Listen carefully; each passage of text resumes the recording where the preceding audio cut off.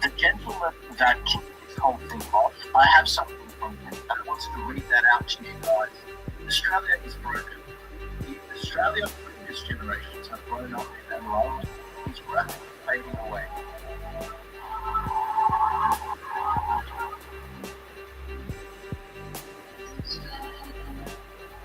Our government has continued to cause harm to the average in Australia, draining them in taxes and paying off new lifelong debts. The consequences of massive immigration to Australians heavily outweighs the benefits it has given the government, causing a surge in house prices, stagnant wages, increased demand in public services, and lowering GDP.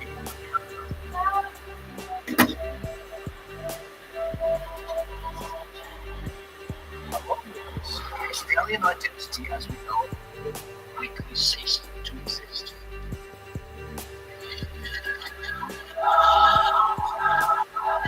Adelaide Council Australian Day celebration was anti-Australian marches marched through the city for anti-Australian signs such as "Attend to Australia." God bless you all, and God bless the March for Australia! Despite such events, shies away from posting such things as it does not fit their narrative.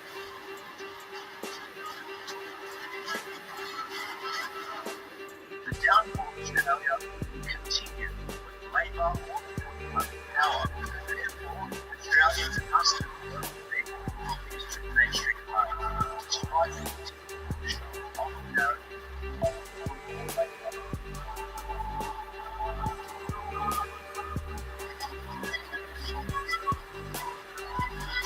Once upon a time, Australia was largely and standing up against the mainstream parties sold us out time and time again.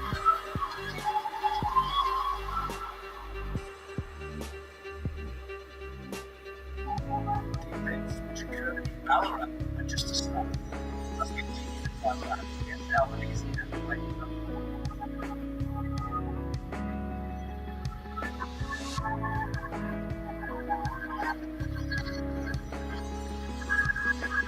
I asked the people of Australia.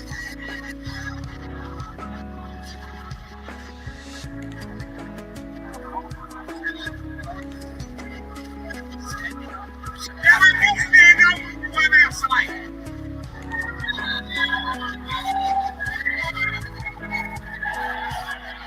Stop being afraid.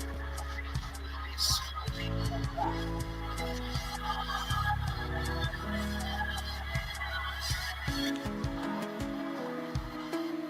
enough is enough.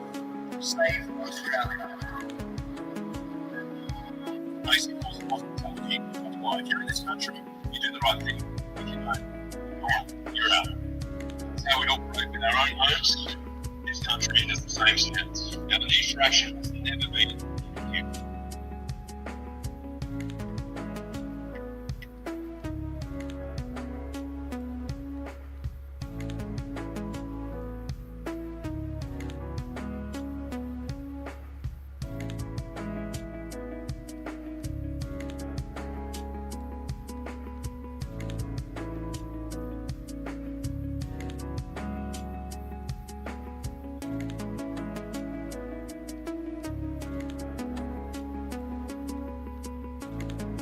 As at 31 July, there were 300.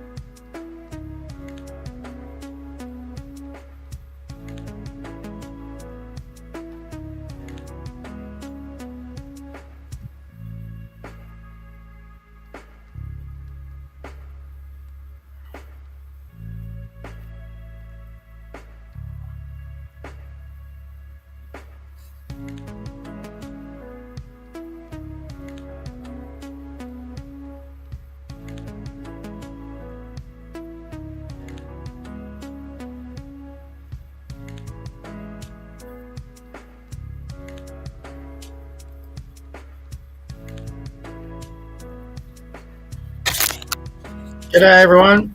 Oh, gotta get my music off. Wait for a minute. G'day everyone from me and JJ here. As you can see in the background, as he always is, he just got out from under my feet and he's on his favourite couch. I'll try and get you a look at him. There he is. He sits in the back. G'day JJ. Hey, beautiful boy. So, welcome to another edition of the Conservative Podcast. We've got awful lot to get through. There's been obviously a lot going on this week, and I tend to banter on. As I explained in a podcast a few weeks ago, when there's a lot to talk about, I don't invite guests on because it's just a bit rude, because basically there'll be a lot of talking that I want to do and a lot of opinions, and to bring a guest on and then not get through that, it takes longer. So there'll be some weeks we have guests, there'll be some weeks we don't. This is a week we don't. I'm talking to a bunch. I've actually got a lot from the weekend that do want to come on. So next week should be a bumper episode. But this week I want to address a few things, or go over a few things, whatever, from the weekend and also from the weeks leading up to that and even the months leading up to these marches. And given my opinion, but an alternative opinion, who am I? I'm just a guy who runs a little podcast who gives his opinion. And you can agree or disagree with that. I invite everybody who wants to come on. Another interesting topic for this podcast. I invite a lot of people who want to come on to feel free to do it.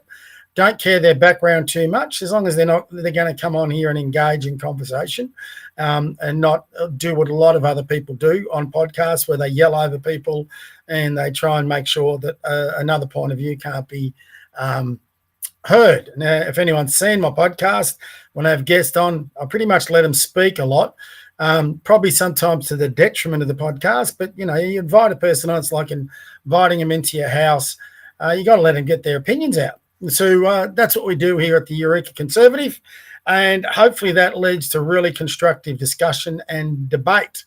So we'll see how all that goes. So you're going to have to pardon me a little bit here tonight. I'm going to have to put the old reading glasses on because I wanted to be very specific about the events of the weekend and my position that I took on it. And I also want to be specific about things that led up to it for me, which raised a number of red flags, which all eventually proved to be true. So first up, some of my stance on immigration, we've put it on here. I'm not opposed to immigration, but I am opposed to the way it's being conducted now. I also got a pretty strong view on what we need to resolve it, and we've announced this policy of a 10-year freeze on immigration, not because I hate people with different cultures, backgrounds, skin color, or anything like a lot's been put out there, but because I just think our country needs time to breathe and establish what the mix of immigrants we want coming into the country. I personally couldn't give a rat's ass about the color of their skin, their culture, their background. Faith might be a little bit different. I have hesitation about a lot of the Islamic faith, and through things I've seen and heard and read, I'm not too sure about whether they're really here to become Aussies. But anybody who comes over here, as long as they pick up the Aussie culture. Now, a lot of the left will say we don't have a culture. We're just all a bunch of immigrants. Biggest load of, pardon my French, bullshit I've ever heard in my life. My family goes back well before Federation. So, I don't know how many generations that is, at least 3, 4, 5. Me, my brothers, my sisters, my parents, my uncles, my aunties, some of my grandparents, I think. We've all been born and raised here in Australia. We're as Australian as you can get. And as far as I'm concerned, we're Indigenous to this country. The left try and make you feel guilty about that sort of history. I'm not feeling guilty about it at all. I'm very proud of the history we've got of early settlers, our convict settlers. I'm very proud that the British Empire came in and settled this country. If another European nation like Spain or Portugal or someone like that, or even the French had come in and settled it, the problem for whatever you want to call them, the First Nations, indigenous, because they weren't a nation, they were a bunch of nations, or tribes, if you like, would have been a lot worse. And you only got to look at history and what the Spanish did over in South America. So, we should be very proud of how the British Empire found Australia, claimed Australia, turned it into a nation, had a lot of settlers. There was bad things done at certain times, but overwhelmingly, it was all done for the right reasons and the way they established this nation. And I'm not going to be here apologising for what our forebears did. They did what they thought is right in their time, just like we're doing now, just like what future generations will do. I don't expect the future generations to apologise for us, and I don't think their kids and grandkids should be apologising for them. So that's where I stand a lot on the immigration. But right now we've had mass immigration for God knows how long. And they talk about this pause over COVID, what went on before COVID. So this goes back to the Angela Merkel days after the Iraq War. And so, over the last 25 years, we've been accepting a lot of not only mass immigration, but immigration from parts of the globe that we shouldn't be accepting it from. So, we get immigrants who come with a background that is not going to be a contribution to the country. It's going to cause, as we've seen, a lot of crime. A lot of these people come from war-torn countries. All they know is war, killing, theft. It's just human nature to bring that with you. So we need to be very careful on who we let into the country so they can help us continue to build the nation. And the big word you're hearing a lot lately is social cohesion. We've lost that. There is not a lot of social cohesion. We're not united. It is tribe versus tribe. And as we saw on the weekend, it's the radical left versus NSN.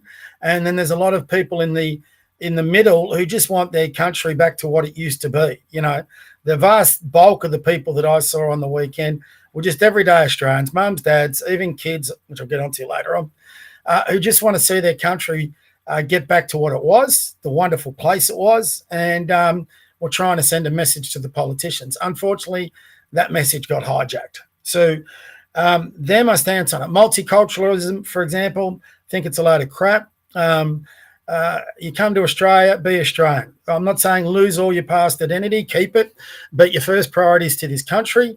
And the test of that is, would you go and fight a war for this country if we needed you?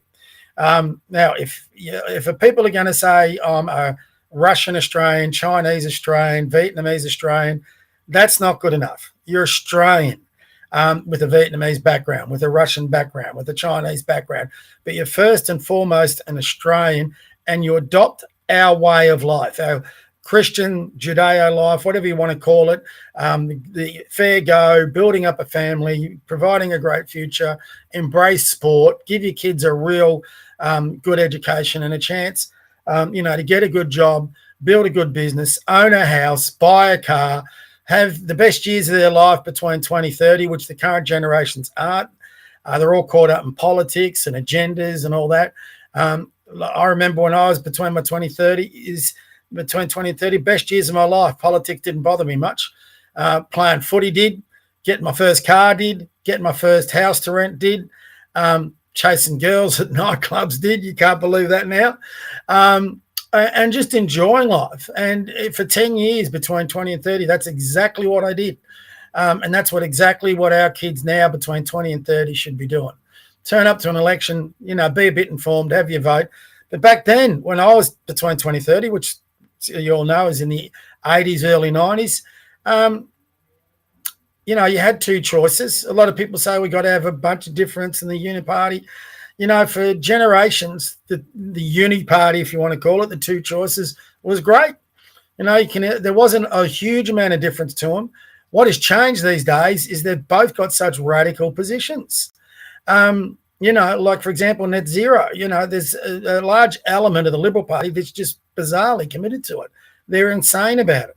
The same thing with immigration. They can't split the difference. So, but to their credit, a lot of the Liberals did support people who turned up there peacefully and did express their concern about listening to them, where the Labor side just pretty much called everyone who turned up a racist.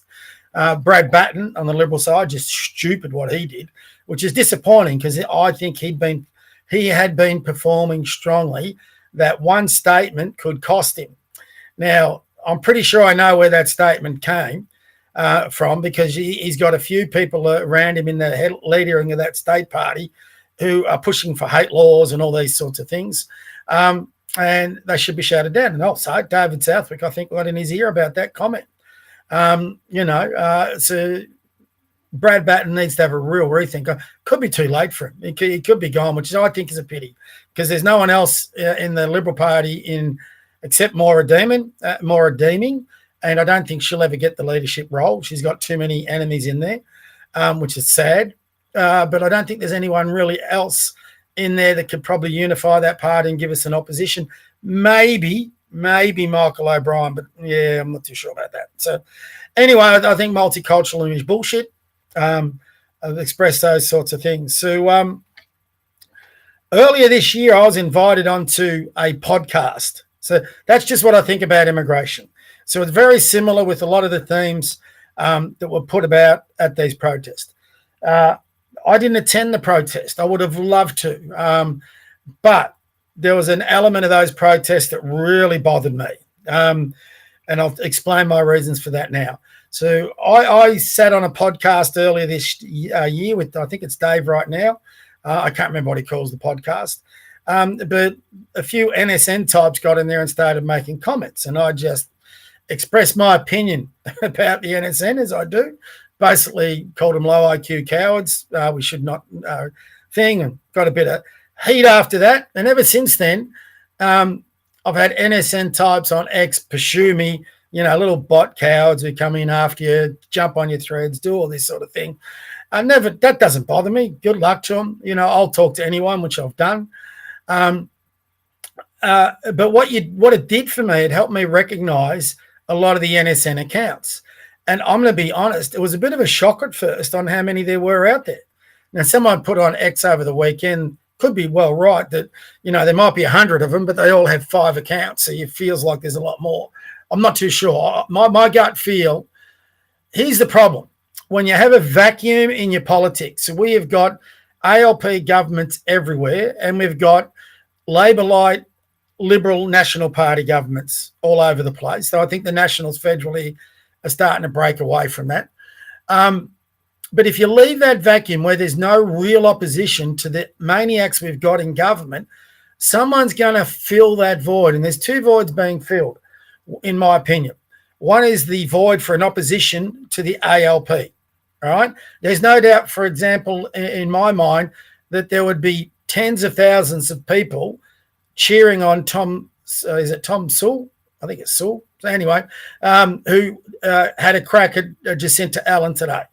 I'm not going to be lying. There was a side of me that was cheering on, and I hate the prick. But there was finally someone taking it up to Jacinta Allen. We're not seeing enough of that from the politicians on the supposed opposition side of politics from any group on the centre-right. So the centre-right political parties probably argue more amongst themselves than they do with the ALP. That's just a fact. And they dilute our vote by doing it. So the ALP just keep rolling into government. So there's that vacuum. And that's why you're seeing a bit of a rise in a group like NSN. And the other part that really worries me, concerns me, because I've been working with young men for 40 years. And probably since the referendum on, what do they call it, same-sex marriage, you've probably seen since then white heterosexual males continually be put down, to be written off, but whether it's universities, media, the political class, all they hear is about how bad they are. Now, when young men like that, and for example, in World War II, this is what got Hitler to go, when young men like that are told they're no good, they'll look for something. They just naturally look for a strong leader. And you don't have to like Tom Sewell to understand that he actually speaks well. I hate what he speaks about, but he speaks well. And he's a person that they would rally to. And I think it's really incumbent on the rest of us to make sure if we know young men like that, we try and really talk to them, because they'll get sucked up into this evil nonsense and away they go. So I've been, I won't say a victim. I'm not a victim. I can handle it. It's not a big issue. But some of the rubbish that's been thrown my way, and I've seen some of the rubbish that's been thrown other ways, especially for the ladies on X, some of the really vile stuff that gets sent to them by these accounts. You just can't have it. You just can't have it in any society. You know, we're no better than, you know, some of the rubbish I've seen, no better than the Taliban, where they hold a women and the threats they put to them. So men have to step up and step out. You know, evil prospers when good men stay silent. So, you know, I hope in my journey the one thing I can always be relied upon is to express my opinion, not stay silent, and not get influenced by anyone. I mean, I don't need an influence. Even if someone came with me some dollars, I don't care. I've been poor all my life. Doesn't bother me. You know, I can stay poor again. If someone's going to come and try and buy my soul, they're going to get a rebuke. So, you know, you see influencers like Carlson and Candace Owens and all them. No doubt in my mind, they've been bought off because you just don't do that big 180 flip going forward. So, you know, there's the vacuums that get put in. So in the weeks leading up to these protests, I knew these NSN accounts and I could see a lot of them amongst the organisers. I mean, because I'm conservative, because I express my opinion about immigration and all this sort of thing, I think they mistakenly thought I would be an NSN sympathiser because I was approached about coming and joining them and coming into one of their spaces. I got an invite into it. And when I got an invite, I took particular note of the people on that space. And a lot of these were the people organising and promoting these marches. And I listened for a while. And there's no doubt in my mind, they're either all in the NSN or they're all ferocious supporters of the NSN. So, you know, if an NSN person wanted to come on here and have a legitimate debate, you know, I'd be open to that.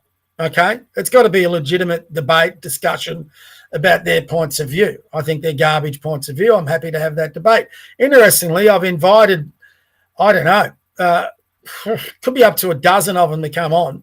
And not one of them, in fact, when I do that, they stop harassing me because they can only have a crack at you via those keyboards. They won't want to put a face to it. Here I am. Every Tuesday, I put my face, as ugly as it is, to my podcast and I express my opinions. So they're cowards. They're cowards, number one. But they're entitled to have their opinions. Everyone is. I'm entitled to say, you dickheads. You know, I'm entitled to express my opinion is why we can't have that, and which is where I'll go into next. So forgive me. I'm just trying to read my own writing. This is what happens when you get past 50, guys. So you young ones out there, enjoy it while you can.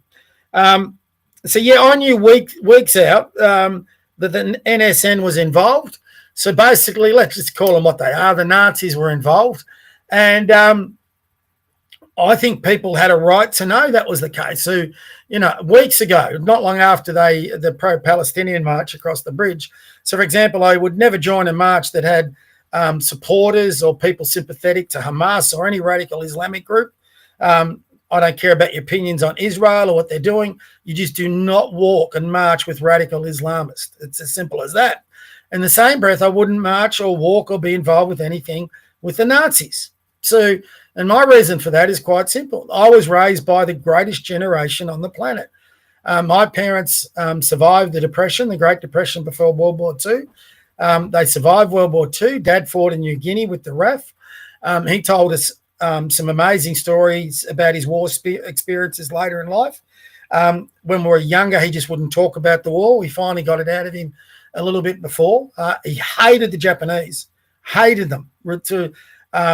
And if you read up about any of the things the Japanese did to Aussie troops, you'd understand why Australians just hated them with a passion and probably did till the day he died. And when you read up about what they did to our Aussies, you understand that hatred. It would be very hard for any person not to do it. And, you know, he developed a hatred for totalitarian regimes. Now, he was a little bit, from Dad's experience, sympathetic towards the Hitler and the Nazis and the way they brought Germany back. And Dad's all comment about Germany, the Nazis and Hitler is Hitler was a genius to begin with, but then he became crazy. And, you know, we were given the stories, and I'll jump on this a little bit, about the concentration camps, the genocide, all that. My father was a very intelligent man.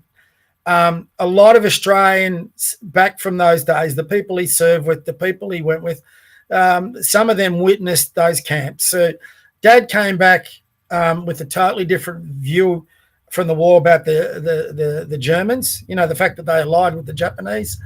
And Dad didn't trust the media. This is way before, you know, the internet and all these people. I used to have massive arguments politically with Dad, you know, because when I was younger, all you had was the media. So you just believed it because that's all you got. You didn't have the internet. You didn't have your phones. You didn't have websites. You didn't have social media. You had nothing. So all you had to go on was newspapers, the news, and the radio. And you believed a lot of it. Why wouldn't you? But, you know, that's what you had to go on.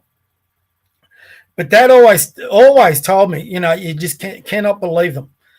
They just lie and lie and lie. And he always had doubts. He said, you know, he was always worried that basically what he called them, the communists, the socialists, would come for Australia. And he's dead right. Look at where we're at now.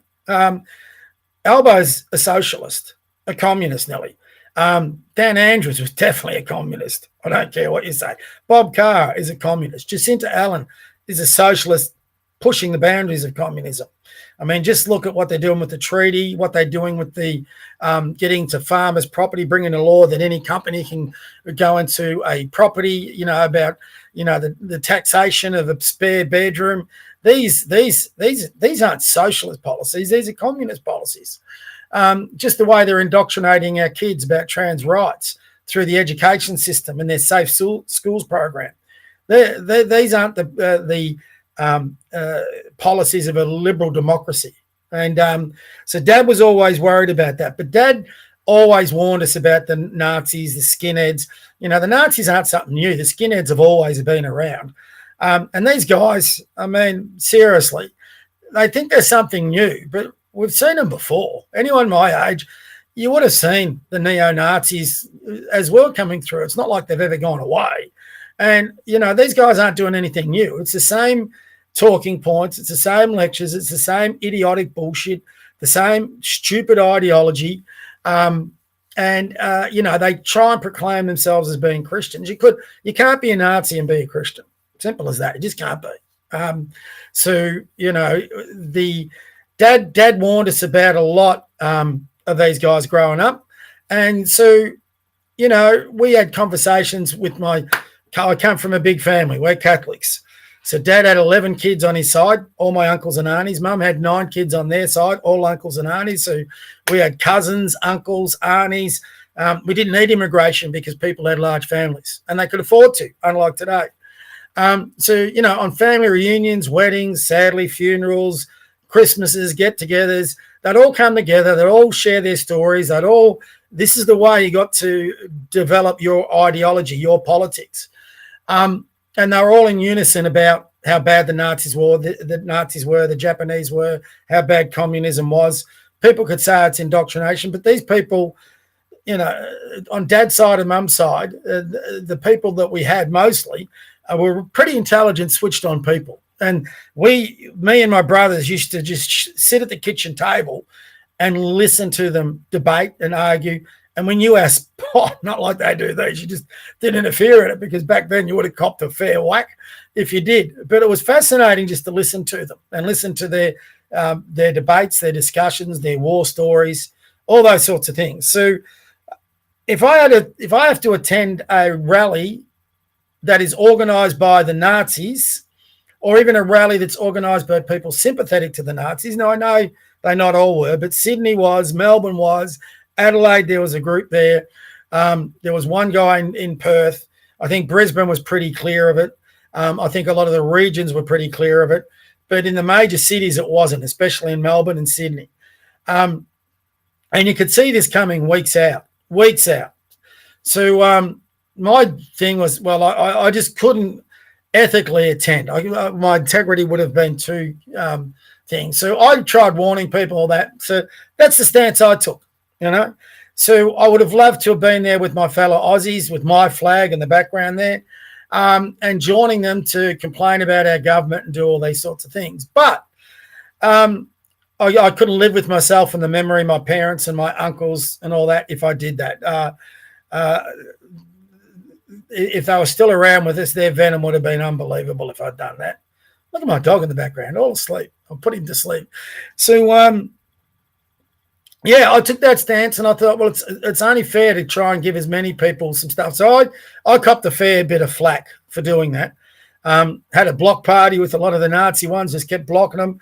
God knows how many I did over the weekend. Interestingly, my following count went up, but so I don't know what that says. Never really looked into much, but that's what happened.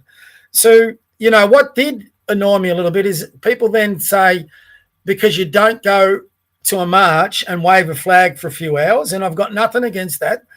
God bless those people that did it. I expressed that opinion. I thought most of the people going would be really good people, well-meaning people, and that's exactly what I saw in the live streams that I watched.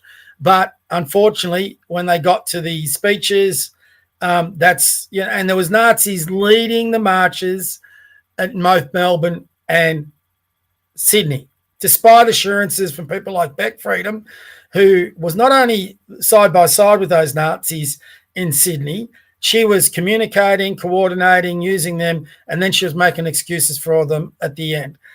She gave assurances to Ben Fordham and God knows how many people that she was a Nazi, she wasn't sympathetic to them. If she's not a Nazi, then I'm Santa Claus, or at least I should say Nazi sympathizer. And I think there's a whole bunch of them, you know. I've identified those obvious accounts now. So you could be down that train, fine. Come on this podcast and have a discussion. I'd welcome that. I really would. We'll see. I don't think anyone will, but that could surprise me. So, you know, that was my stance on it, and unfortunately it came to fruition. And that's a real tragedy for me because you're already hearing it from the ALP. You're already hearing it from Jacinta Allen, how she's talking about developing a task force and, you know, hate speech and all that. So here we go yet again. We've walked into yet another trap where the centre-right comes out because we've got no leadership. And we all go on these marches, but what gets the little clips from the media and what's going to be pushed down our throats is about how the Nazis were involved and how everyone who attended is a racist and a bigot and a Nazi. I'll give you some clips of that in a minute. And, you know, we fell for it again. The centre-right, we always fall for it. You know, so, I mean, I think there's different ways, for example, that you can be a patriot. You know, I do my podcast here every week. I try and promote it. I try and get people on board, we've got an event this Thursday, which I'll go on to about later on. You don't have to necessarily attend a march to be a patriot, to want to make your country better. Tonight, for example, I want to address this. And I've been pretty busy with my business this week, so I haven't had the time to write up a policy this week. But we've done a bunch of work on writing up some different policy. One or two I'll go over in a minute. But, yeah, I mean, we're writing policy and we're going to be writing to politicians over the next 12 months. And we're going to be the whole strategy of what we're going to do is to try and drive a wedge between the good conservatives and the moderates on the centre right and try and get those conservatives to either take control of their party like the Liberals or break away from their party and form a new one. There's some good people federally, especially in the Liberal Party, people like Hastie, Canavan, Taylor, I think he's a good one, Michaelia Cash, Antic. So there's really good conservatives there that are all speaking out, and especially within the Liberals. You know, you got Barnaby Joyce now speaking out, Little Proud speaking out, all against the net zero nonsense. Even McCormick speaking out. So there's a bit of hope federally. The only thing I would say to someone like a Hastie, get on with it. If you're going to take on this leadership, you're not going to have a Liberal Party left soon if you don't start looking to take on that leadership. And I think Susan Ley is a decent person. She's got her critics. I'm one of them. I don't think she's a person for these times. I think Andrew Hastie is. I think Alex Antic is. I think Jacinta Price is. I think Matt Canavan could be. But a lot of people say, oh, you can be a leader in the upper house. No, you can't. Just face facts. They've got to find them a safe seat. And if they want to lead, get in the lower house. The guy we've got in the lower house is Hasty. Hasty's our answer. And I think he'd be excellent, and I think you can get that your deputy leader could be in the upper house. So I would love to see Jacinta Price in that leadership group. I would love to see Alex Antic in that leadership group. Matt Canavan, I'm very much a big fan of. He could be in the leadership group. But I think Jacinta Price, I think Alex Antic is a warrior. I think Jacinta Price would be a very difficult proposition for the ALP simply because she's a female and she's Indigenous. Good luck going after her. You're going to be shown up to be the hypocrites you really are. And, some people, that's politics. Well, guess what? It is politics. So to win politics, you got to play politics. So the Liberals have got to get nasty. They've got to get bloody nasty. And the first thing they've got to get nasty is they've got to take down what is probably a good person in Susan Lane. They've just got to take it down. They've got to get rid of their moderates. They've got to get people rid of like Alex Hawke. So I don't know whether any of you what question time I do. Oh, my God, he's abysmal. He is abysmal. And they've got that Melissa McIntosh on the front bench, their shadow communications minister. So she's all over this bloody under-16 ban. They've got to get back to Liberal values from the Menzies era and the Kennedy era, and they've got to do that same thing at the state level. There's a lot of work to go through that. But that's what we're going to try and do. We're going to try and come up with conservative policy. We're going to put it to them. We're going to challenge these people, and we're going to call out the moderates. Through the Eureka Conservative, I have no ambition, for example, on politics or forming a party. We do have an ambition on forming a lobby group like Charlie Kirk has in, I can't remember what he calls it, USA something or other. Anyway, Charlie Kirk's mob over there, Turning Point USA, where they lobby and campaign and do all that sort of thing. I'm keen on that. There's no way I want to get into the cesspit of politics at my level. And there's got to be a strategy on how we can bring our country back together. I put an X post up this week. If I was in the state Liberal Party, and I'm going to keep pushing this one, to bring our state back, the snake rots from the head. I don't think the Liberals, outside Maura Deeming, like I said before, she'll never get it. Whether you like it or not, she's created too many enemies within the Liberal Party to ever become leader, and she'd need to get in the lower house. I don't think they've got anyone in their ranks who could lead the Liberals to a win, which we desperately need. So I think they got to think outside the square. Who is the most honourable person, the person with the most integrity right now sitting in our state parliament? They know, and that I'll tell you now, and I have differences with him. For example, I'll just give you one. He wants to legalise marijuana. I'm totally opposed to that. But we never all agree on the same thing. But I think he's the most honourable man in state parliament. I think he's high in integrity. I think he sticks to his values. And the guy I'd like to see the Liberals pursue, and I know this might be radical left from the left. Sorry, not the radical left, but it's a left field move, a radical move.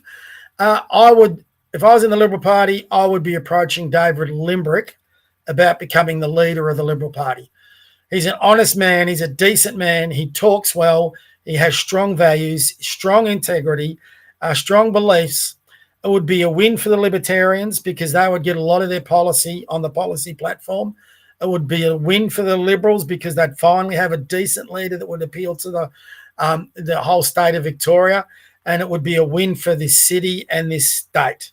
Like I said, he's a decent man. And I would love to see David Limbrick be approached to do it. I don't know David well enough to put that behind him, but I'm going to be doing that in the next few weeks. I do remember last election, I'm pretty sure he put his hand up to be treasurer, if they would take him on board. So he's not, based on that, hopefully he's not opposed to this. But, I mean, maybe we just got to get outside party politics and pick the best person. And for me, that would be Limbrick. Or get out, if it's not David Limbrick, get outside. There's not the leader in the Liberal Party. I thought it could have been Brad Batten. He's lost my confidence on that. Then they've got to go outside the Liberal Party, go into corporate, and they've got to convince someone who can lead, who can fight, who take us back to the values that we used to love and hold dear in this country and in this state. We've got to fight. There's a lot of people going on the thing after Batten. And listen, I had a crack at Batten, but there's people, I'll never vote for him again. We can't be that black and white. If in the next election you're going to have two choices, it's either going to, if Batten stays there, it'll be Batten or Jacinta Allen. Now, maybe we've all got to swallow a bad pill, and I don't think it'll be that bad. I think Batten's far better than Pizzuto. So, for example, he's already committed to fighting against rejecting the treaty. He's already taking a stronger stance on law and order. So he's made some good advances. This silly bastard just shot himself in the foot with that statement. And I think he got convinced by people within his party that knew it would backfire on him, because there are people like Jeff Kennett and these guys gunning for him. So they need to go outside, and you got to get rid of a Kennett. So there's so much work to do, but we just can't go again with the ALP. And there's no other minor party. Everyone's talking One Nation. One Nation aren't serious about Victoria. They barely field candidates in a federal election, let alone a state one. And I just don't think, we're not like Queensland. There's not enough people there that embrace One Nation. I wish there was. There's not. There's definitely not enough people that embrace the Libertarians. I wish there was. There's not. So, it's the LNP or it's the ALP.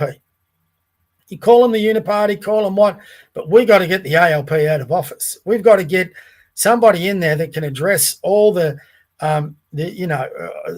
infested our institutions, our legal framework, our universities, our education system, our police force. They're everywhere. We've got to get them out to get this state back. So if we come, and the state election is not far away, it's just on 12 months. If the only choice we've got is Brad Batten and the LNP, I'll tell you now, we got to go for Batten. Whether you love him or hate him, you got to go for him, because otherwise you give Jacinta Allen and ALP 4 more years. And we do that, I reckon Victoria's gone. It's screwed. So anyway, so they're my reasons that I didn't attend on the weekend. I don't regret those. Some say they do. I don't. I would have been mortified once I saw the neo-Nazis there. And had I seen the neo-Nazis, for example, at Flinders Street, I probably would have packed up my flag and gone home right at that point. I wouldn't have even waited around for the speeches. I mean, and to see that Tom Sewell got up for the speeches, that was mortifying. So anyway, that's just me. You can disagree with me all you like, but don't challenge me about my patriotism. For 40 years, I've lived in Melbourne. For 40 years, I've served my communities. For 40 years, I've proudly had that flag, whether it's on my profile on social media, whether it's at our competitions and games we run, whether I fly it on Australia Day, when I bought little flags for my car. I'm a proud Australian. I'm a patriot. I've got connections going right back. I do a lot for my community. I'm currently trying to get kids into sport, which is just an Aussie thing. For local businesses right now, through my businesses, I'm writing them up some free plugs and articles through AI. We've done probably 100 businesses so far. So there's a lot of different ways to show your patriotism. This podcast, for example, the way I'm lobbying politicians. You don't necessarily, and I think it's a stupid move anyway, to be trying to taint fellow patriots simply because they didn't attend a march. So you can be just as patriotic by not attending, and there's people who can't attend the march. That's not my problem. I could have attended it. But there's no way I'm going to attend a march that I don't have complete faith that the organisers aren't aligned with the NSN. We cannot go down that road. So that's my part in the clip, my 2 bobs worth on the whole thing. Now, what I think is equally disgusting as the NSN is the way people in the media, the way people on the left, and I'll give you a clip of this soon, and notoriously, the way people within our government are tainting everybody who attended these marches as racist. Just absolutely disgusting. I noticed today that Albo toned that down a bit, but he wasn't toning it down yesterday. He's a prick of a man, that guy. And one last thing on that thing, I'm going to call it out. It'll be unpopular here, just like I called out Beck Freedom. I know a few people I've had on here. Raider, I don't. I think she should not be near another march. again in her life. That doesn't mean she won't be, but I don't think she should be. I think she should have lost all credibility. And speaking of credibility, I'm on a bit of I don't know what you call it, a bender here with John Ruddock. I'm going to bring up John, and some people go, oh, you're too hard on him. Well, 4 weeks ago, that prick, and I call him a prick. Now, I'll give you a quick story here. When John Ruddock was still in the Liberal Party, I was saying you need to get out of the Liberals and form a new party. He rang me because I'd already joined up with the Liberal Democrats at this stage. This was during COVID. And he rang me and said he had my number. We only ever talked once, but we've been talking a lot on X. And I said, you're putting too much time. This is when Turnbull took over. I said, the moderates are killing the Liberals. You should form just a Conservative party, because he was trying to reform the Liberal Party and he was just hitting brick walls everywhere. And I said, well, if you can't reform it, you've got to get a new one. So we talked a lot on X, and then he finally rang me and he goes, Bob, you've convinced me, I've got to leave the Liberals. And that's when he said he's joining the Liberal Democrats. And he actually tried to recruit me to help him out. And I just said no, because I was on the verge, because of David Limbrick, of leaving the Liberal Democrats. And this is why I rate David so highly. He got on one night and he just explained the difference between conservatism and libertarianism. And I just knew after that, because of his honesty, that I couldn't be a libertarian. I'm just not, it's not me. I'm a conservative. So I didn't want to be a hypocrite and be part of a political party that I really didn't share. I shared a lot of their ideology, but some of their ideology went too far for me. So anyway, I got out, and that's when I started the Conservative and doing, I was writing my own website and writing articles then. So anyway, John rang me up. And so for a period of time there, I really respected John. Lost all respect when he marched across that bridge. And then because I raised some objections to a comment he made, he then blocked me. John's done a Tucker Carlson. He's become part of the woke right. And he won't tolerate anyone who has a different opinion. Now, that's poison to a person with libertarian blood running through their veins. But bizarrely, a lot of libertarians defend him. You can call it free speech marching along a bridge with people that are marching for Palestine. Now, if you're marching for Palestine, you're marching for Hamas. The Palestinian people voted in Hamas. Hamas it doesn't only go back to October 7th. It goes back a lot longer than that. They have a horrendous record on human rights. Horrendous. It's not even close. And no libertarian can possibly, I believe, walk across a bridge with people who are either supporters of Hamas, parts of Hamas, or sympathetic to Hamas. But he did it. So he lost me that day in a big way. But then 4 weeks later, he turns up to the Sydney protest, and he's acknowledged on on X, before the protest, Beck Freedom and all these. He must have known. John's not a stupid man. He must have known there was NSN ties into that organisation. He would have been near the front of that march because he was a speaker at it. Bizarrely, it was never publicly announced he was a speaker at it. So I think he copped an absolute battering out of his march across the Sydney Harbour Bridge. So he would have marched near the front. At the front of the Sydney march, there was a brigade of NSN types in uniform. I mean, it was indisputable. They led the march at Sydney. Beck Freedom was there talking to Joel Davis at length. They were going to be holding the banner at the front, and Beck said, no, you better not do that. You can see it it's on the clip. It's on the live stream. And Joel Davis is there all of a sudden recruiting yellow shirts, who no doubt, in my opinion, would be NSN. So they just didn't want the NSN, give them a bad look, holding the banner. Now, I mean, I've called NSN low IQ. I'll give you two reasons. One, did they think we were not going to see that? You're right there, ready to hold the banner. You're at the front of the march in uniform, wearing your kit, and you led the march. I mean, it was an NSN march. I'm sorry. All the well-meaning people behind that, a lot of them would have been sympathetic to it. The vast bulk, I don't think, would have been. But, they get to wherever it was, Hyde Park or whatever is in Sydney, and they make their speeches. And then John gets up. Now, 4 weeks ago, John refused to wear the Aussie flag in that pro-Palestinian march. He was too embarrassed to wear the Aussie flag, or worse, he was too scared. No, but in front of the Nazis, no issue. No issue. I mean, what my dad would have said to that, to see an Australian politician get in front of a large group of Nazis. Now, I'm not talking thousands, but there was a large enough group front and center in front of those speakers with their chants going on. And when John got up and he was talking about a 5-year freeze on immigration, they just held him down. And deport them now, I think, was their chant. So he kept going, deport them now, deport them now. They were right there in his face. Now, John could have got some respect back from me if he had have taken him on. He didn't take him on. He sent him a dog whistle. And then he got off the stage as quick as he could. He's lost me entirely. The man would do anything for a vote.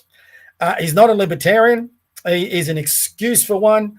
There's no doubt in my mind he would sell his soul to get a vote, to keep him in Parliament, to keep his high profile, to keep the perks of a parliamentary career and the wages.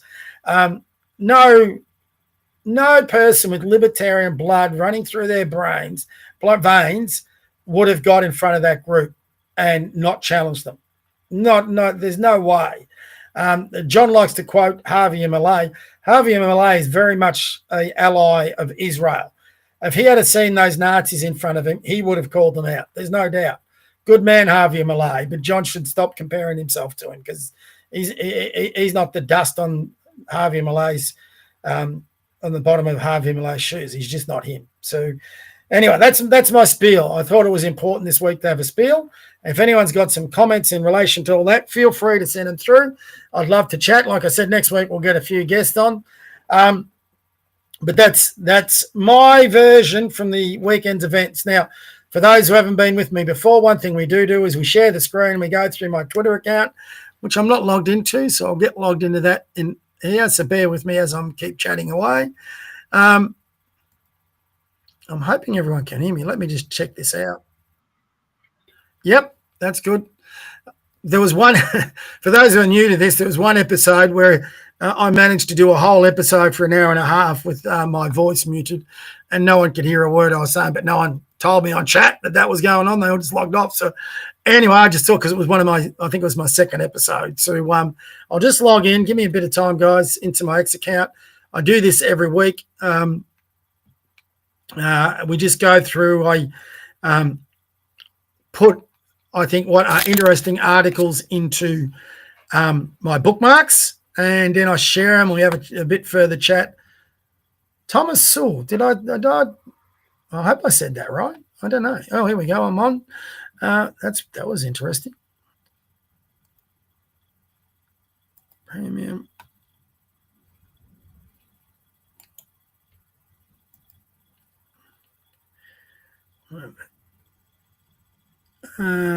Sorry, guys. Just bear with me. I'm looking. There we go. Bookmark folders. So I'll come back to my screen. I'll share it. We'll get through some news. And again, I'm very open to anyone coming on this podcast. We're only a small podcast. I've had up to 100 viewers on one night, 80 on the others. Last week it was down at 10. Maybe it's not working, but I'll get on there and I can share it when I do go up against Avi and Rukshan, so I don't think I'm going to get that many viewers. But at least I've got my opinions on record, and people who are interested can follow that later on. So I'm just going to get up. Where is it? The Eureka. That's not it. Window X. This is the part on the podcast that I struggle with because I'm an idiot. Here we go. X. We'll get on here. I'll just make sure that's sharing. Yep, there we go. And I'll share a few clips with you off X. We'll go into the Eureka Conservative. There's two in particular. I'll come back to this one in a minute. That one, where is he? As you can see, well, there's my mate John. I've just slammed. As you can see, there's a bunch of stuff from the weekend. And this is why I didn't bring anyone on tonight. There was a bit to go through.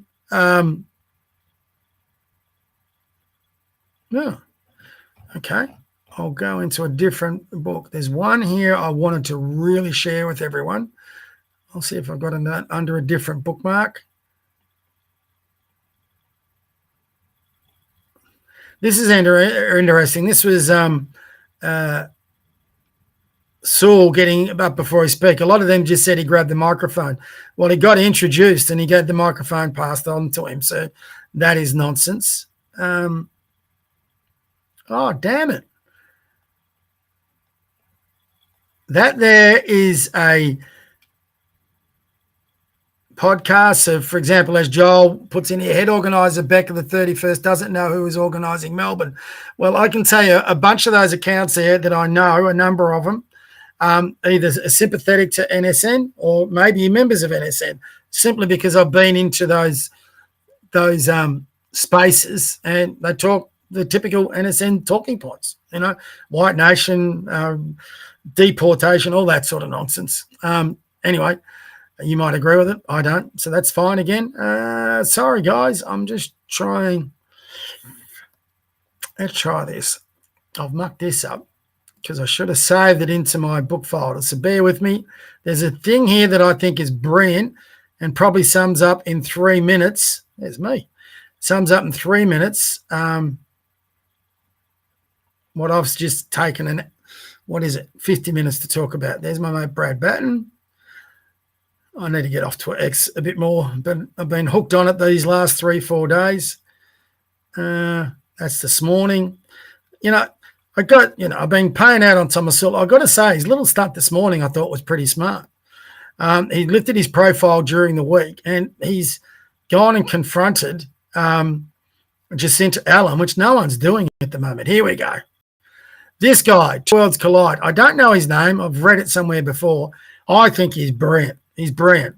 I'd love to get him on for a podcast. So the mainstream media came out this morning and labelled yesterday's march bad. For once, it was actually good to see a march in Australia, by Australia, for an Australian issue. So to all the true blue Aussie patriots who turned up, well done for taking a stand. Not against the colour of someone's skin, but against the current government's immigration policy. But let's be clear, I'm also going to address the extremism. And for the first time, we've seen them without masks. And honestly, well fellas, I'm pretty disappointed. You guys are just kids. I saw a 12-year-old holding a flag after storming a hill full of women and children. And then 3 grown men attacking a woman with a pole. You blokes are cowards. Absolute cowards. You guys reckon that you stand for something. You're standing for abusing women while smiling and dragging kids into it. And to all the counter protests yesterday, the ones who tried to shut down the rallies and spark violence, well, we didn't expect anything less from you professional protesters. And burning our national flag? If you want more rallies for Australia, keep doing it. Keep burning the flag. And this whole NSN crowd, they're not the hardened fighters we thought they were. They're not men who've seen a real day of action, let alone war where you lose your mates. They're kids playing dress-ups. And as for their so-called leader, well, I've done some digging with my mates who knew him from back in his military days. And from all reports, he was a terrible soldier, a coward. He couldn't hack it. And I bet you he tells all his new recruits that he's some type of war dog, deployed to Afghanistan and Iraq, some type of cold hard killer. But in reality, well, he barely left the barracks in Darwin. He didn't deploy anywhere. Now look, there's nothing wrong with serving in the military and not deploying. Plenty of good men and women have careers like that. But when you parrot around the way he does, you'd think he had a far stronger service under his belt. And from what I'm hearing, he's not even Australian. He's New Zealand or South African born. So when he struts around pretending he's something that he's not, that's not leadership, that's a fraud. And to the organisers of the event who told us the NSN weren't involved but let them speak anyway, well,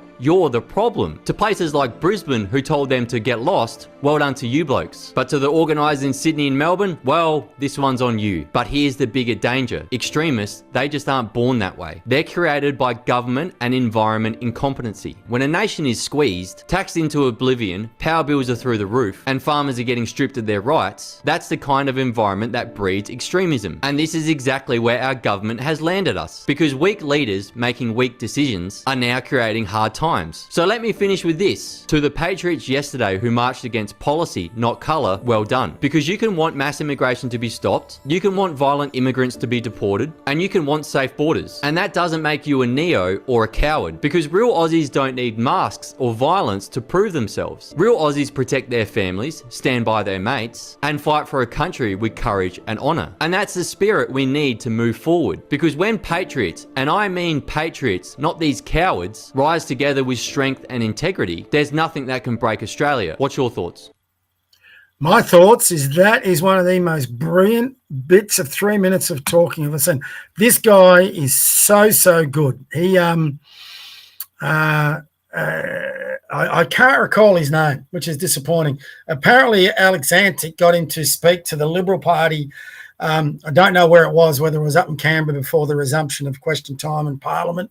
But somewhere he got him to speak. And right in front of him all, he said, you got to get rid of Susan Ley. Went over like a lead balloon. But how right was he? But he speaks. I've watched him for a while now. He speaks incredibly well. It takes, and even if you've got a screen in front of you, can't remember what they call those, where they basically run down your speech. Very hard to do, but he does that so well. He's one of the best speakers for a podcast I've seen. He keeps concise, he talks well, and unlike me, he gets his point across very quickly. And that was one of the most brilliant speeches you've ever seen. Right now, if you've got kids in your room, I would get them away because the next one, there's a bit of swearing in it. But I think this is really important because you're going to get a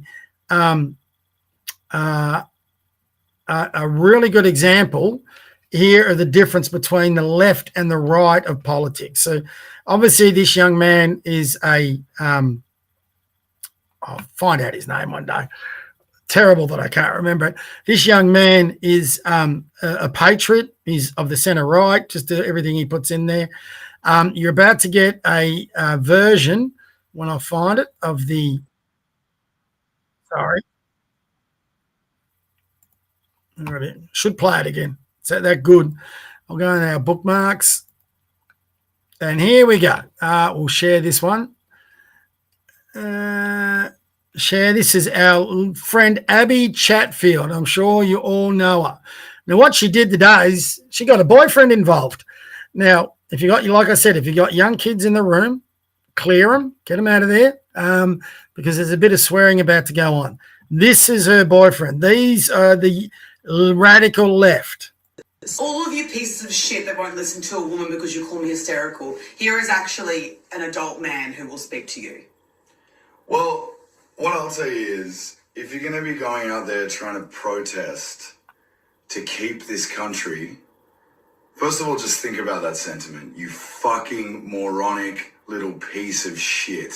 You are the biggest fucking loser that's walked on this earth. You are an immigrant yourself, first and foremost. This is not our land.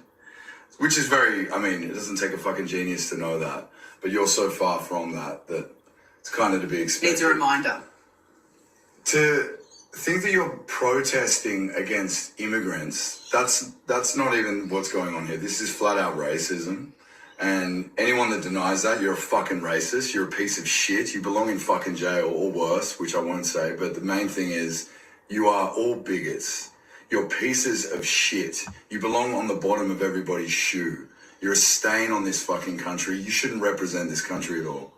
Unfortunately, this country is rooted and upheld within racism, so it is very on brand. You're all scum. You need to do fucking better. There's Indigenous people that have been hurt after a bunch of fucking Nazi losers ran through a camp. How the fuck is that trying to reclaim Australia? I mean, you just all got fucking pea brains, tiny cocks, and dumb numbskulls. You fucking idiots. Don't procreate. Just die.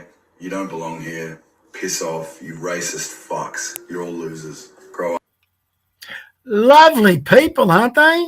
Lovely people. That prick. This is your typical socialist, communist, whatever you want to call them, anarchist. That prick there, he just stated that, God knows how many people marched on the weekend. I think with these marches, it's always a bit of a game. I read today there was 350,000 people marched across Australia. I think that's a bit exaggerated, but who knows? But I think you've got at least, let's go down the lower scale. Let's say there was 50,000 altogether. I think it was higher than that. But let's say it was 50,000. Well, this prick just said 50,000 people should die because they marched. And the vast bulk of those people who marched were just normal, everyday Aussies, mum and dads. What about the kids who marched? Should they die? Are they pieces of shit racist, as he calls them? What a foul mouth. And, talk about the perfect compliment for Abby Chatfield. I mean, that girl, the difference between us on the centre right and them, I don't think anyone really on the centre right would wish them any ill will in that manner, or would, characterise people the way they've just characterised them. These are the people that keep voting in Albo. These are the people that keep voting in Jacinta Allen. These are the poison of our country at the moment. They are poison. They're tearing down the values of our country. The one thing with both Saul, NSN, these guys, the radical left, and one of the reasons I've started this podcast is we should never underestimate them. Should never underestimate the damage they can do. She has a significant following. There's a lot of people that believe what she believes, which comes out in every election. As conservatives, centre-right, whatever we are, we've got to get out on the front foot and start pushing back against this ideology and getting especially into our young ones and trying to find a way. And we've got an event coming up on Thursday where we can look to do that. But through this podcast and everything else, that's exactly what we wanted to be able to try and do. So, but that's socialist. That's the radical left for you. Now you compare that against the gent on the Two Worlds Collide podcast. It's chalk and cheese. How well spoken was the guy on the centre right podcast compared to those guys? So I don't know why I keep doing that. So bear with me again as I get back in there. Now we'll get into our bookmarks, and I'll get the share up again. And let's go through a little bit of the week's events. One quick thing before I start. The one thing that does concern me a lot with all protests, not just the one we had on the weekend, is this growing acceptance that you can take kids along. Now, I know a lot of people who marched on Sunday, they're trying to present a united face and getting their kids involved and all this thing. There just used to be an unspoken agreement between both sides of politics.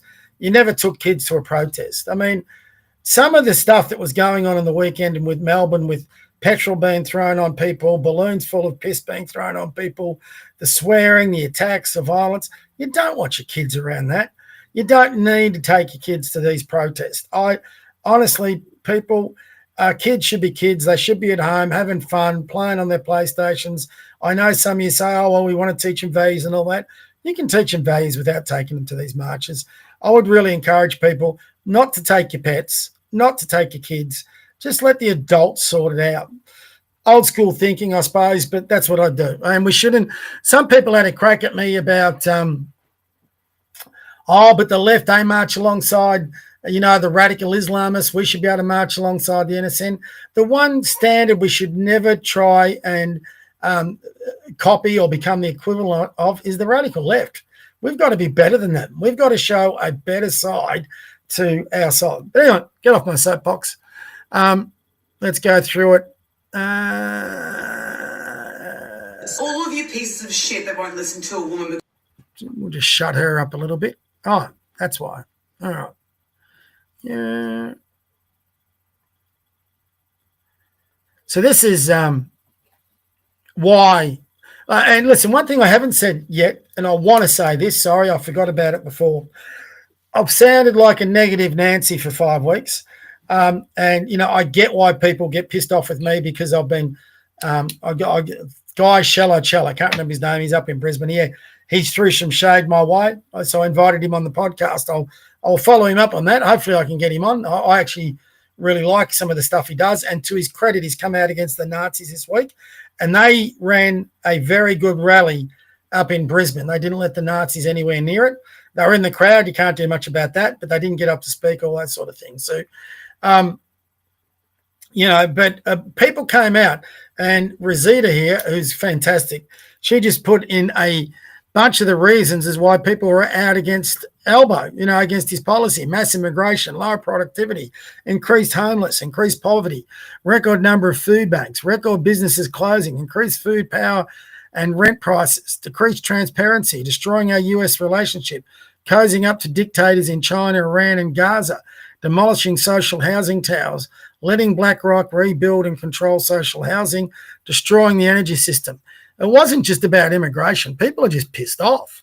You know, that's what they've gone out for. So, you know, now everyone's being tainted as a racist because that's the way it got framed going in. You know, it should have had a better message. But the people organising this didn't want that message. They wanted their own white nationalists. Now, here's, I'll share these. So anybody who wants to do, they can get on my feed and have a look at them. This is Beck Freedom. She claims in here 80% of the March for Australian attendees love and respect neo-Nazis, and they were whispered to, instructed not to mention Hitler during their speeches. That's Beck Freedom, and she claims she's not sympathetic to the NSN. You can listen to that clip. She's as sympathetic as you can get. Australian Grains, that was from a while ago. I don't know what that's doing. This is Thomas Sewell. Did I call him Thomas or Tim before? I don't know. Don't really want to know him. I actually don't think he did a lot wrong. Controversial, I know. Have a listen.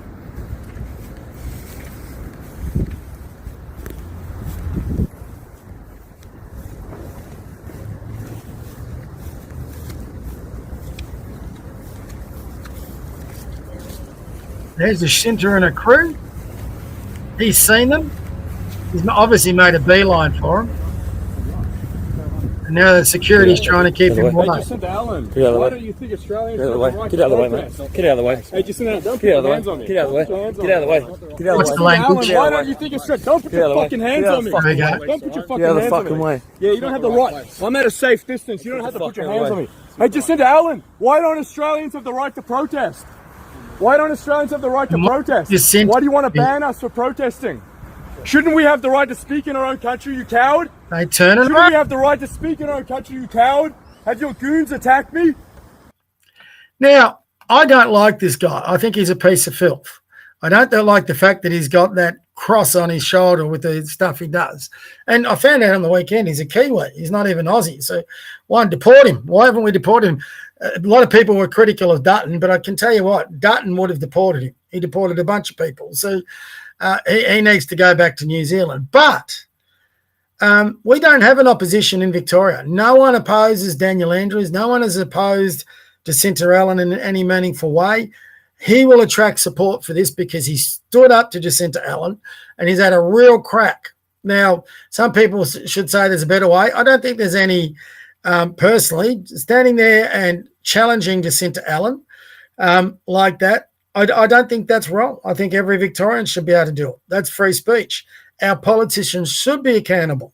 What Jacinta Allen should have done, stood her ground and challenged him.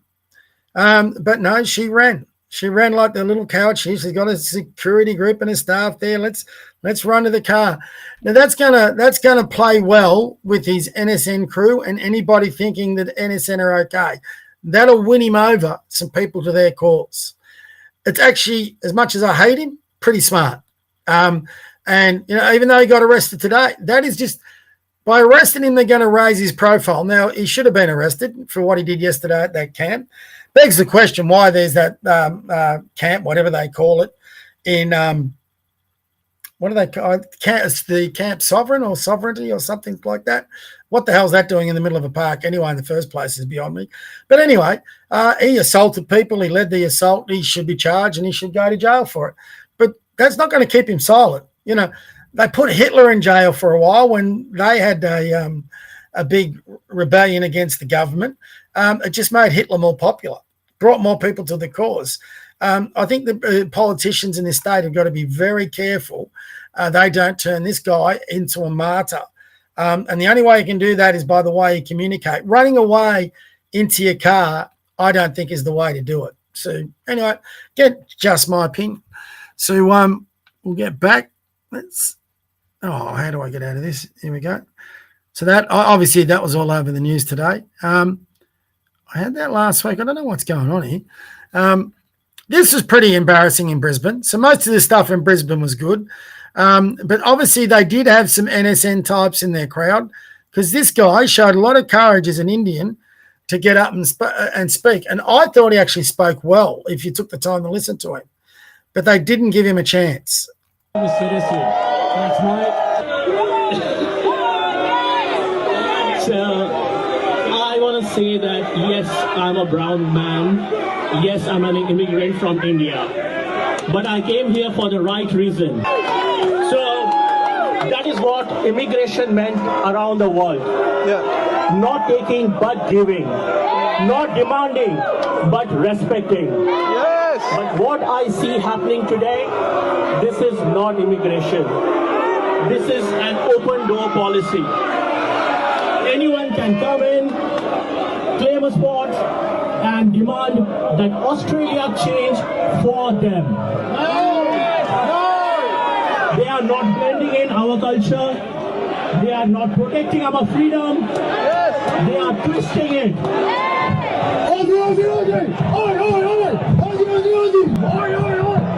Fuck this. I'm sick of this bullshit.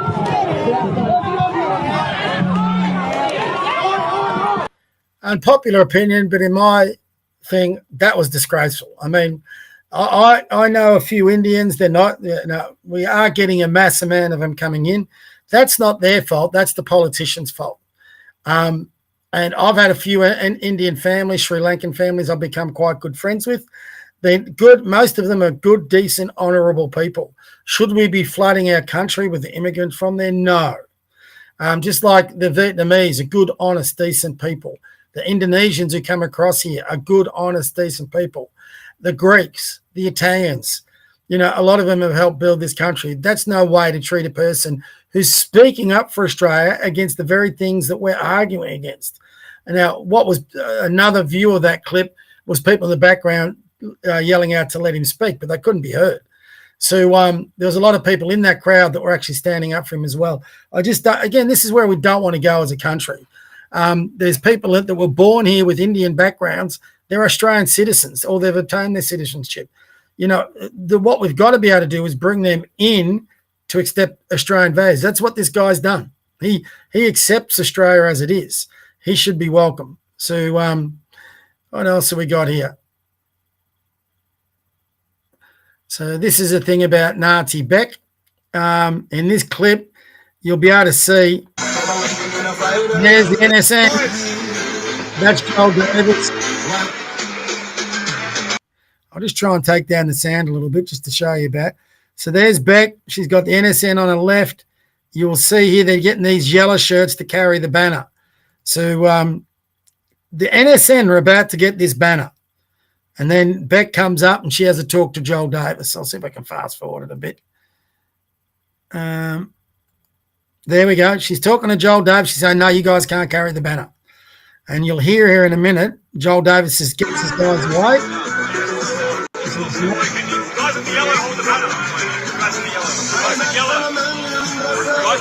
Guy holding the banner. NSN guy holding the banner. Now, if Beck Freedom, whatever her name is, isn't aligned to the NSN, why are they taking orders from it?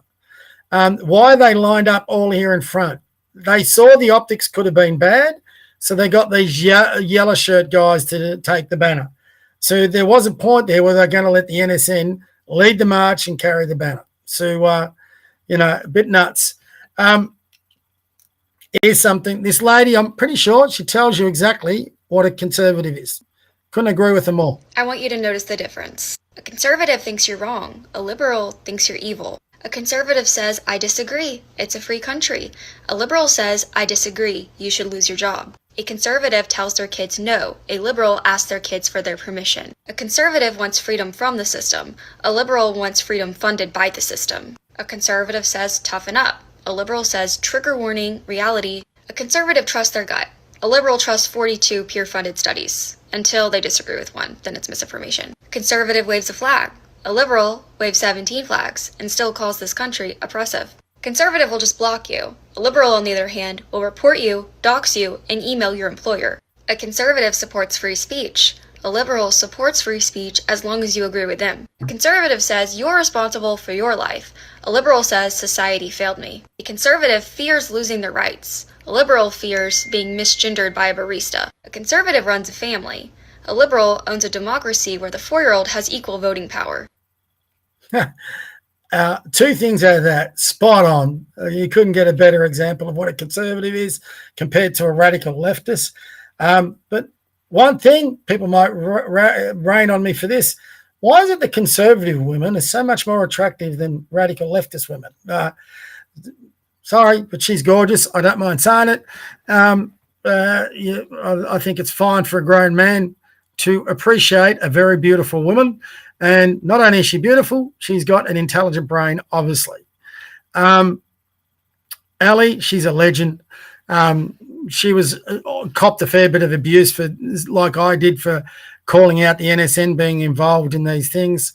There's Joel Davis. This guy, Joel Davis, one of the leaders of the NSN. I don't know how many people know this, but he used to be part of Antifa. So this is him talking here now. That's him. I was an anarchist punk rocker and actually joined Antifa because I was an anarchist punk rocker and actually joined Antifa because I wanted a kind of moral excuse for throwing Molotov cocktails at policemen and punching on with people in the street. So he was an anarchist Antifa member and he's now a National Socialist. I mean, crazy. If you don't follow this guy already, you should. Nathan Livingston, Milk Bar TV. He's been brilliant on X and he's definitely worth the follow. There's my mate, John. Won't even bother playing that. You can look at that later on. I'll repost it. Like it if you like. I'm just seeing if we've got anything else on there. Not really. Lozzie B, don't know where she stands. I did follow her for a fair bit, but I think she's a bit sympathetic to the NSN. I'm not too sure. Lozzie, if you're not, excuse me, Lozzie, if you're not, you're more than welcome to come on here and discuss it with me. But you do certainly promote a fair bit of that stuff. So I could be totally wrong and happy for you to come on and defend yourself on that one. This is Thomas Sewell again. We were told before the march that he wasn't going to be involved. Well, here he is at Flinders Street giving a speech to everyone around, so spewing his normal sort of nonsense. These don't go in date order, I've just found out. Sorry for the language there. This is the NSN in Sydney. So this is after. See the people they've got holding the banner. None of them are NSN. These guys were going to hold it. And they're ripping in a Chris Coveries here, who's just trying to cover it and swearing. I've had enough swearing for one night. I don't think we need to put any more in there.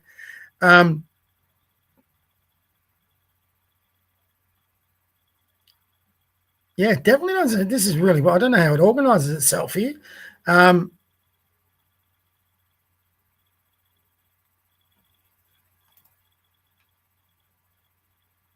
So anyway, I think we get the message. This was a really, that's his name, Scott Challen. So, we had a bit of a disagreement on there.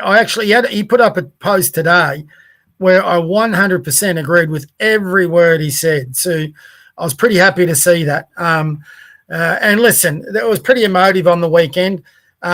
He'd obviously seen a fair bit of my posts. He had a crack at me for trying to tear down the rallies.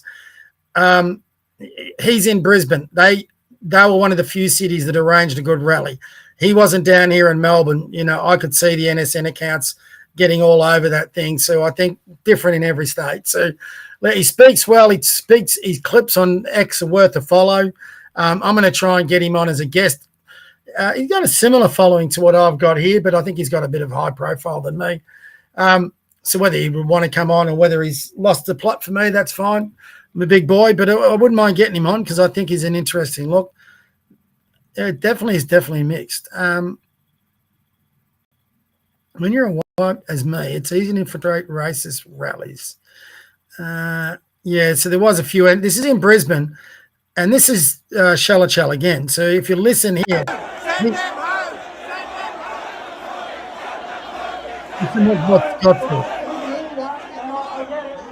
Send them home, I get it, right? The media are going to cut that clip, and you all just became Nazis. So let's think about this. There's the Nazi cheering himself. So the Nazis were there in Brisbane. So we just got to get them out of that movement. Here is a hero. This man, if you haven't seen this interview, Trigonometry, best podcast I reckon on the internet. Their interviews are amazing. You get a really good one. I'm going to repost this. It is worth a listen. Tommy Robinson, in my book, is a legend. And he's fought against things. This was the poor bastard whose son got shot by that maniac trans person in the state. That's his boy. That's the dad talking about his boy. The poor kid was just praying in church, and that radical idiot just walks in and shoots up kids, injures a bunch, and kills two. I mean, yeah, you don't see a lot of thing. Here's a young man that Harvey interviewed, indoctrinated by the NSN types. That is also worth a listen. That bothers me a lot. So anyway, there's a lot there. There's too much. I'm going to stop sharing now because we'll be here all night. I've had so much content to be going through, and I don't want to hold you up. Plus, I've got a bunch of work to do myself between now and the morning. So I've got to be up early, and I think I'll be sitting up until thing. If anyone's got any chats they want, we've got a few following tonight, which is good. If anyone wants to send me a note to discuss, I'll babble on here for another 5 minutes. I'll tell you what I haven't raised is how good it was to watch Albo and Jacinta get turfed out of Ballarat by the tractors, and how great it was for them to get booed off the stage in Ballarat. You know, that was gold. So, you know, no, I thought, damn, did I?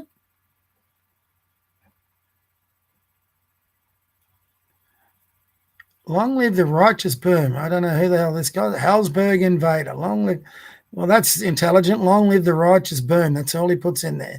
So I'm not too sure what point you're trying to prove, mate, but that was off my YouTube comments. I don't usually check those, but one guy's just boom, boom, boom, righteous boom. Halsberg Invader. Don't know who that is, but anyway, mate, if you've got something interesting to contribute it. If you haven't, not too sure why you're on there. So anyway, so I've got some comments, not that they made any sense. So, yeah. So it was fantastic to see Albo and Alan getting chased off that stage and booed off that stage in Ballarat. They won't go now close to public. I'm surprised their handlers let them go there, and they expected a different response. So I think Albo's getting a bit cocky, you know, a bit arrogant. So he might have got a rude shock from the weekend. I think every politician should have got a rude shock and awakening from the weekend. The really good news out of there was to see so many people proud of their flag. After seeing Palestinian flags, Hamas flags, ISIS flags, LGBTQ flags, wasn't it great to see those Aussie flags just all over the place, and tens of thousands of people waving them, wearing them, I saw a few on their pets. It just took you back a little bit to what Aussie used to. It took me back to the bicentennial, actually, which I think I've got to get this right, 1988. And that was very much the feel around Australia then, where everyone was proud to be Australian, proud to wear the flag. Now our politicians, just denigrate a flag, denigrate good Australians as racist. I mean, for those of you old enough, if you remember Bob Hawke, wear that blazer that had all the Australian flags when Australia won the America's Cup in the sailing. So, and said everyone, what did he call? He called all the bosses a bum if they didn't give their workers a day off. That's when Aussies were at their best, through that era. And hopefully we can get that back. One thing I've got to share with you all. Sorry. I nearly forgot this. This Thursday, I'll get back to sharing. Sorry, guys. Just bear with me. I'll get onto Windows if I can get it.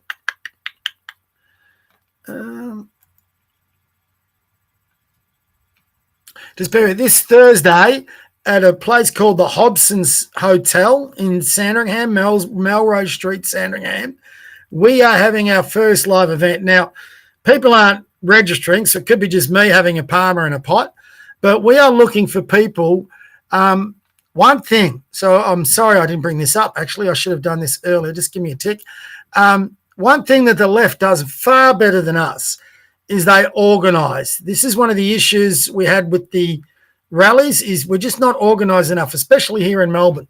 One of the things I'm doing with the Eureka podcast is I'm trying to spread the word. We're trying to not just be a podcast that yells at people. We're trying to develop policy and change the politics within this state and federally.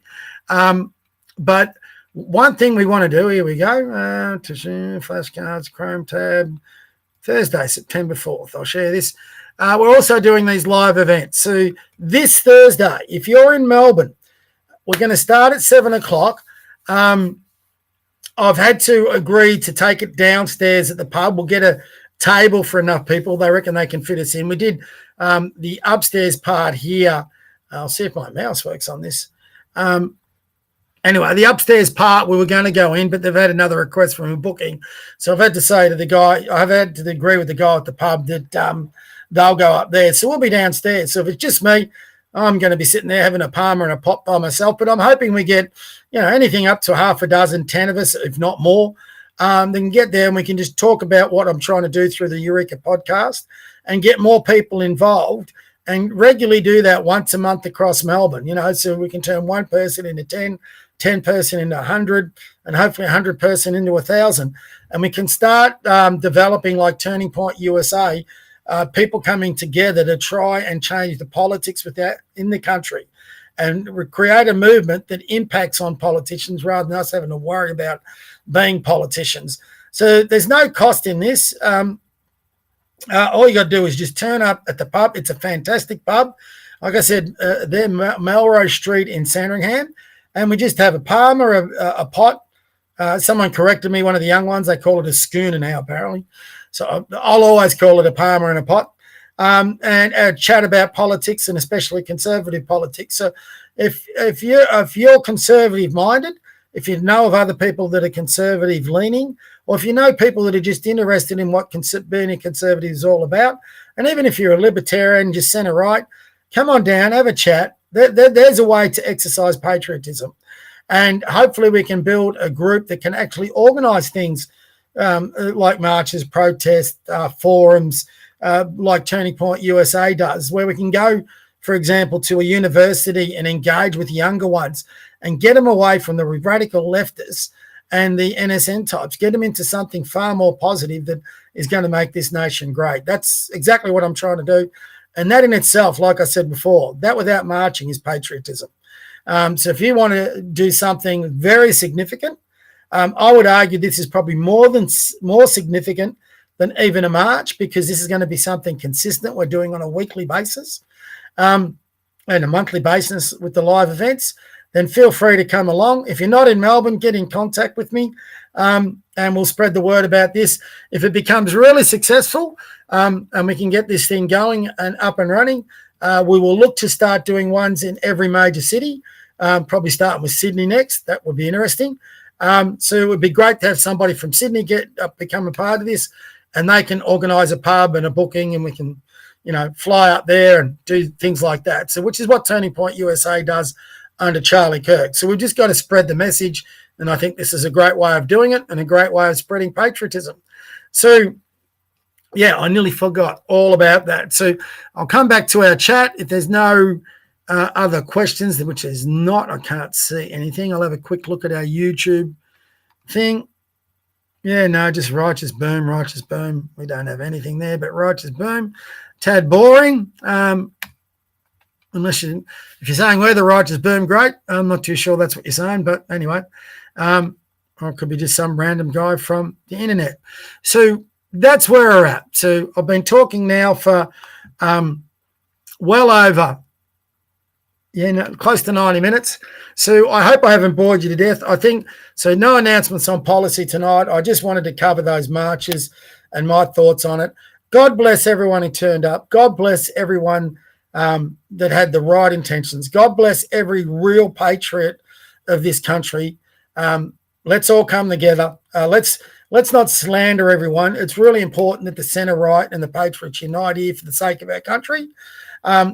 I'm fearful that we're about to fall into the leftist trap where the centre-right becomes dysfunctional because we divide amongst ourselves and we fracture and the vote gets diluted. We cannot do that again. We've got to find a group we can get behind, whether that's the LNP. They're the best bet. Right now, I think they're the best bet. I hate saying it, but I think that's it. But whether we can get a radical proposal, like I said, in getting someone like a David Limbrick to come in to be the leader of the centre-right with the LNP behind him, we've got to come up with something, and we don't have a lot of time in Victoria. If we can't come up with something before the start of next year, you might love him or hate him, and I understand the feelings against him before next year. We got no choice. We've got to get out this ALP government, and we've got to get behind Brad Batten before they bring that idiot Pasudo back in. So maybe we need to lobby Brad Batten. I'll even approach him about coming on here and having a chat. I don't think they will, but who knows? You never know. I'll approach the whole Liberal Party. That is one thing. Look out for next week. There will be letters in the next week going out to every Liberal MP and candidate from the last federal election, but I'll include our state MPs on that. Let's see if we can get one of them on the podcast and see what they've got to say. Anyway, sorry, I think I've got a chat. Wait up.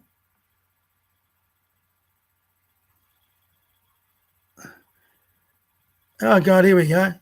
Afternoon. Hey, fake. That show. This is the one that's been going boom long. The Hasberg thing. Hey, fake Bob Catter. Look at my chat loser. Okay, yeah, good. You're always going to get the idiots, aren't you? So he's inundated with this. Well, here we go.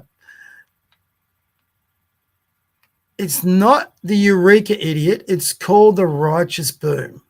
Long live the righteous boom. Then he just goes in and puts long live the righteous boom. Okay. All right, mate, whatever you want to do. If you had something really intelligent, I'd go with it, but you don't. So, mate, this is not the I get it. You get all your trolls and your people. Mate, you're not the first one to come at it. I don't really care. If you got something intelligent to say and you want to combine to a good discussion, jump on board. If you got rubbish to say, I'm not interested. So, and I don't really care. Call me all the names you want. Mate, I'm 62. I've dealt with all sorts of people in my life. I've been called all sorts of things. I've had all sorts of shit thrown my way. I just simply call it the way I see it. I don't expect everyone to agree with it. I don't agree with everyone else says. But if all you've got is that low IQ stuff, I'm not too sure why you're even contributing. Get a life. Right? Go have a beer. If you got a pet, go pet your dog. If you got a girlfriend, go take her out for dinner. Do something positive with your life, for God's sakes. So I don't understand people who get on the internet to do that sort of thing. So, hey, I'm just as guilty. I'm all over the net. I hope I contributed in a lot better fashion than that. Don't have any other chat, so that'll do me for one night. Next week, we'll definitely have some. I've already lined them up. I would have brought them tonight, but I just sat back. A couple of them weren't available and looking next week. Some really good people with some strong opinions. I'm not looking for high-profile people. I'm looking for people who I follow on X, whose opinions I agree and disagree with. I've approached people I disagree with, but they don't want to come on. You can figure out whatever reasons they are. But there are a number of people I've brought on who are really, I think, are interesting discussions. And we get them on. We share sometimes similar views. Sometimes we share separate views. And we give them a chance to promote their profile and who on X and other platforms and give them a chance to get a little bit of exposure. So I'm looking for those sorts of people on X, and then I'm inviting them on. No, some say yes, some say no. They don't want their face out there. I totally get that. I had some reluctance about putting my face on this podcast, but she's a pretty ugly face. So, what have I got to lose? So, yeah, anyway, good night. God bless you patriots out there. God bless every person that loves this country. God bless everyone who wants to fight the radical left. God bless everyone who wants to engage in good discussions. And I hope we get our country back in the best shape possible as quickly as possible. If you share that, you're a patriot. Where you can join with us, other patriots. And hopefully Sunday, the 31st of August, was a day that started a journey towards that. That's my hope. That's what I'll pray for. And that's what we'll get. Pickles, I've got another little thing. Afternoon. G'day, Pickles. Hopefully I didn't miss out on you there, mate. Good afternoon. That's what I got. Pickle said good afternoon. So that's better than boom, leave long 4,000 times. So well done, Pickles. Anyway, good night, everyone. I hope you have the best, and I will see you all next week. Or maybe I'll see a few of you on Thursday. All right, guys. Good night. God bless. And no, he's down on the floor. Good night from JJ. Where are you, JJ? Come on. Say goodbye to everyone. There's my boy. He doesn't like it when I ignore him for too long, so he hates these things. He just sits on the floor. But now he's ready for some dinner. Aren't you, mate? Hey? We haven't got him out for his walk, which is kind of crazy because he gets a bit he's not quite 4, so my boy. But when he wakes up and gets energetic, he can be a bit of a nightmare if he hasn't had his WALK. I can't say that word out loud. He gets very excited about it. A beautiful dog. Anyway, good night, everyone. God bless.